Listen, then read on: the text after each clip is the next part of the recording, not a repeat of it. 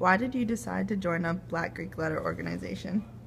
Um, I decided to join a BGLO because I thought that um, the men on campus, as well as the men in the history of my organization, Alpha Phi Alpha Fraternity Incorporated,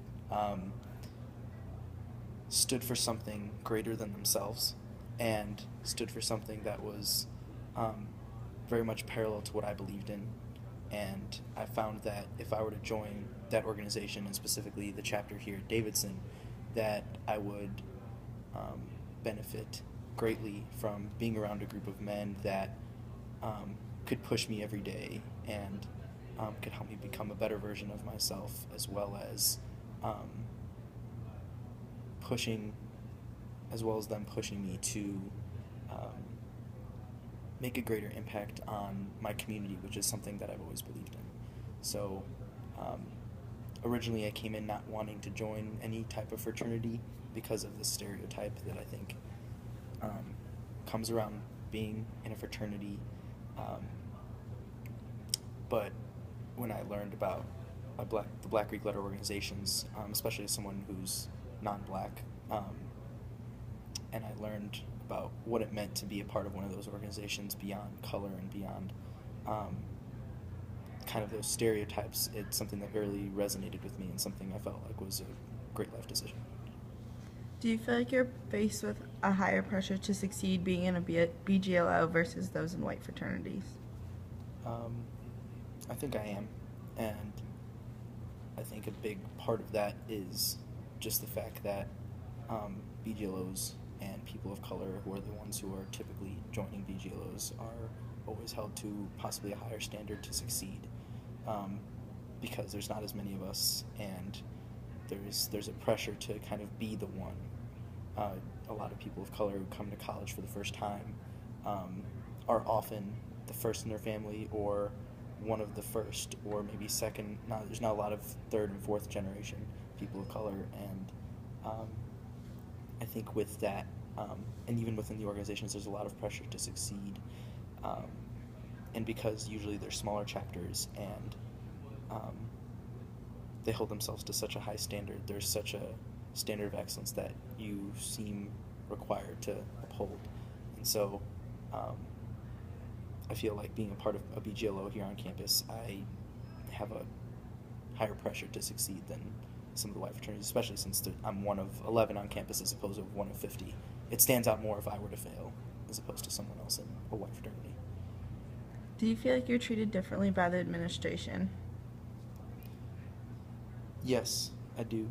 Um, in different ways. I think that the school was originally made um, for white Presbyterian men, and a lot of those similar standards still hold. And um, for instance, a lot of the SGA rules, or a lot of the PCC um, kind of, I don't know exactly how to call them. A lot of the PCC regulations really apply to the IFCs and the eating houses, mainly because they have houses or because they've been here much longer than any of the BGLOs. And so administration and a lot of the um, kind of written aspect of the school is not geared towards us, because we're so new and because we're so different in our culture and just what our physical presence on campus looks like. And on top of that, we're also very different functionally. So certain administration does view us differently because we have different ways of bringing in members, different ways of um, enacting what we believe in, whether it's through um, programs or um, just kind of anything we do on campus. So I think we are viewed differently um, and treated as such.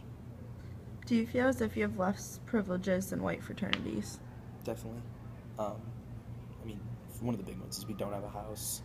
Um, we, because of how new we are, and because of how new we are, we don't have the kind of alumni background. We don't have the kind of alumni donors, possibly. Um, we don't have any kind of really support system here on campus. one of the biggest ones is maybe Dean Jeffries. He is an Alpha.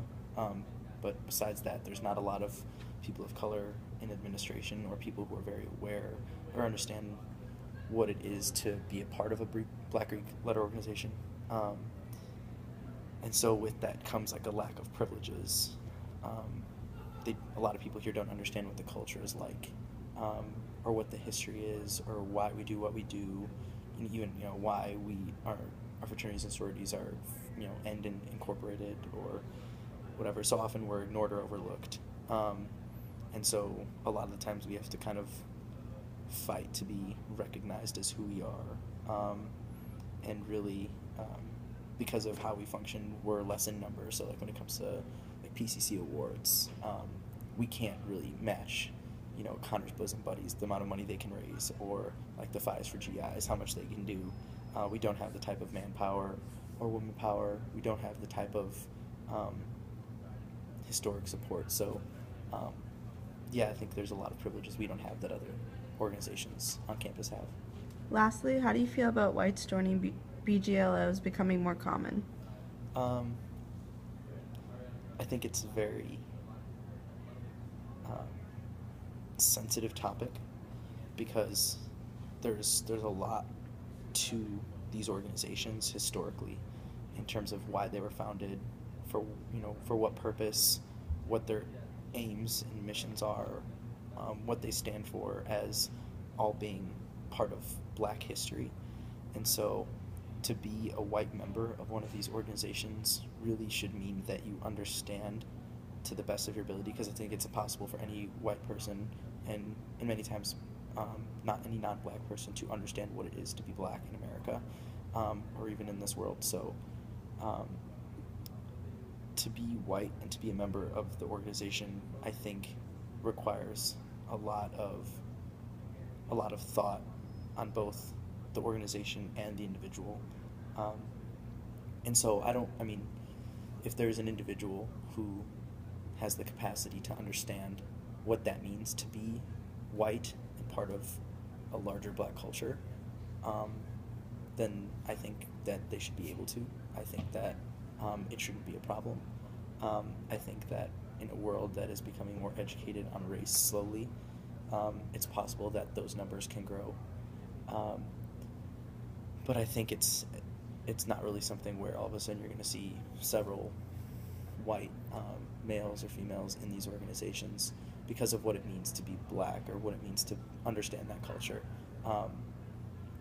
Because I know that there are many people of different organizations in different parts of the country that would still not agree with any non-Black member being in some of these organizations, and there's some that would completely be okay with it. So personally, as someone who's non-Black, I don't have a problem with it as long as the understanding is there that what you're joining is bigger than yourself and really about someone else, specifically about the Black community and the underprivileged, downtrodden community. That is really what the goal of a lot of these organizations are, to help.